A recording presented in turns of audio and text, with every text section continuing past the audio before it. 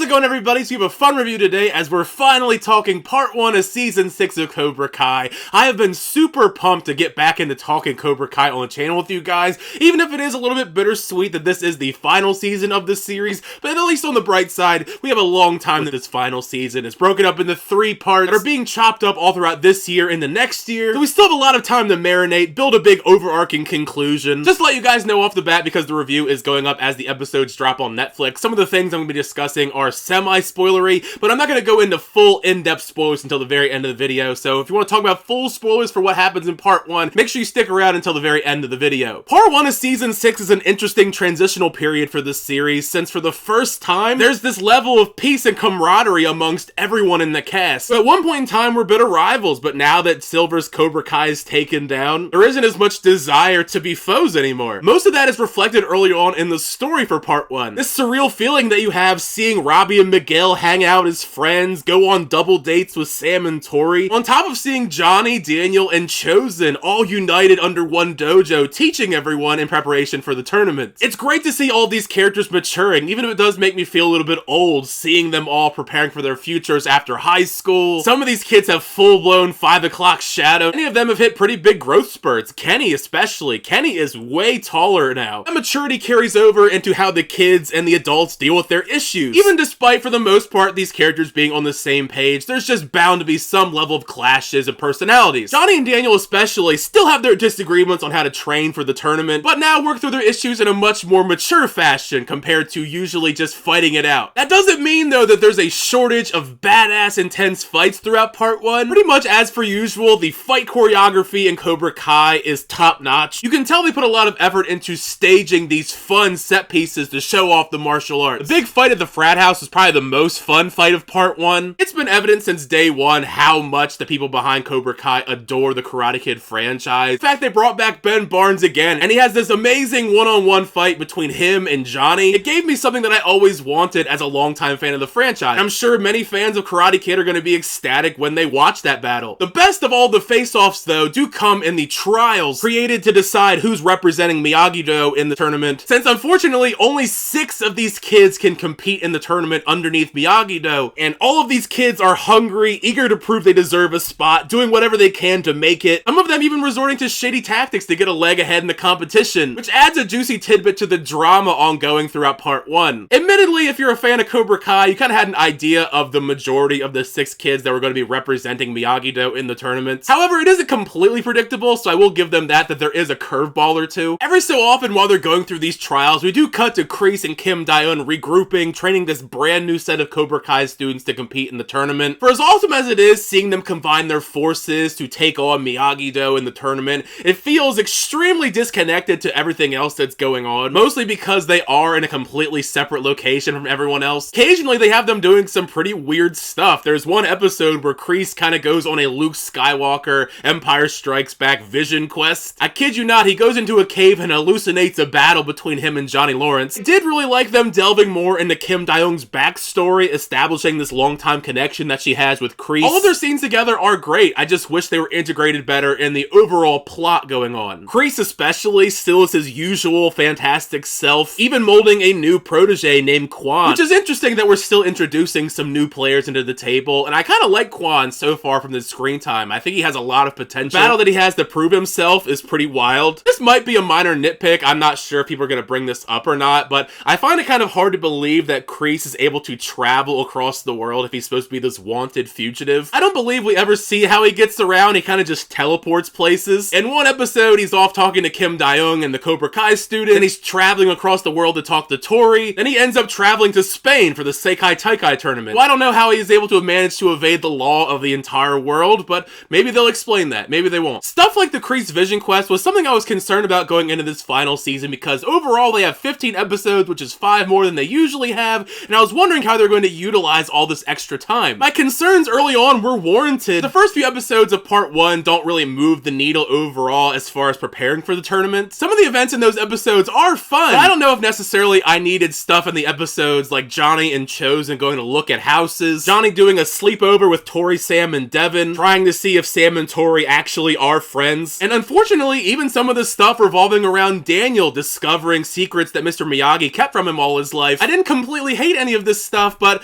I was kind of hoping that we get back to the stuff involving preparing for the tournament. And right around the 3rd episode mark, I think, is where everything feels very much like classic Cobra Kai. It's really interesting to me that a lot of the marketing revolving around part 1 of season 6 is about Mr. Miyagi's secrets, what exactly those are that Daniel finds out, because once you find out what it actually is, at least from the info that we learn in part 1, I don't think it's really all that serious. It does bring some interesting new layers to Daniel, having to question his belief system, coming to terms with the idea that Mr. Miyagi would ever hide anything from him, along with his secrets even having a connection to the Sekai Taikai tournaments. There probably is some more info to uncover in part 2 and part 3, but at least for right now, I didn't think it was that serious. He had some type of checkered past beating up people. We saw him beat up people in the Karate Kid films.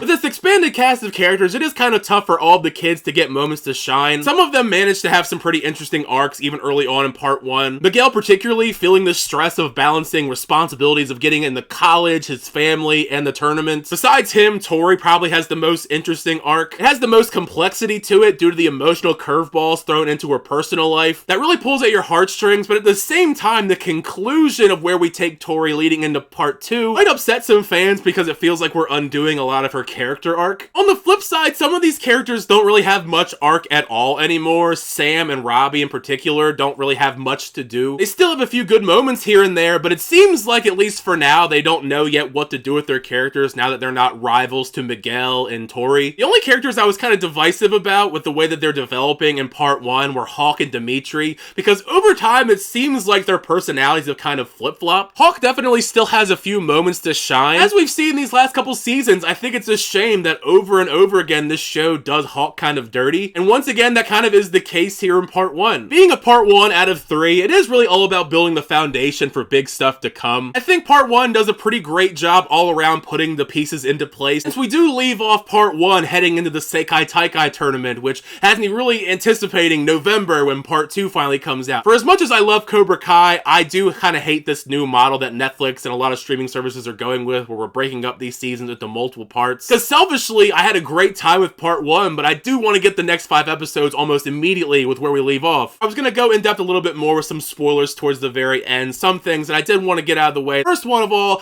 is the fact that Tori decides to ditch Miyagi-Do and essentially join the brand new Cobra Kai to face off against Miyagi-Do in the Sekai Taikai tournament. To be honest, bummed me out a lot because I liked the development we had with Tori. It seemed like we were making progress, all because they wouldn't let her continue to fight Sam to figure out who the captain was because she was reeling over the death of her mother. Now she goes and is the enemy once again. It was pretty obvious for the most part who these 6 students are going to be. With it being 6 students, you knew that Miguel, Robbie, Sam, Hawk, at the very least, were going to be in there, and Tori as well, even though they threw her over to Cobra Kai. The only positive, I guess, to Tori switching sides is because of that, Hawk gets to be in the tournament as a replacement. So realistically, there was only 1 or 2 spots in the 6 that was really up for grabs. It was interesting that the 2 other spots in the 6 ended up going to 2 people that pretty much backstabbed in some way. Dimitri backstabbed Hawk to take the flag, and Devin spiked Kenny's drink with laxatives so she could get the flag, which is interesting, but I highly doubt Dimitri or Devin are going to last very long in this tournament, especially Devin, because Devin is very inexperienced. But yeah, Cobra Kai Season 6 Part 1 is out now on Netflix. Once you get a chance to check out the season, make sure you share your thoughts down below. What did you think of Part 1? Did you like it? Did you not like it? Share all your thoughts down below. If you have any theories we think we're going to go in Part 2 and Part 3, share those as well. Thank you guys, as always, checking out the videos. I always do appreciate it. Make sure you like on the video and also subscribe to the channel to update reviews, reactions, unboxings, and more. Till next time, I'll see you guys later.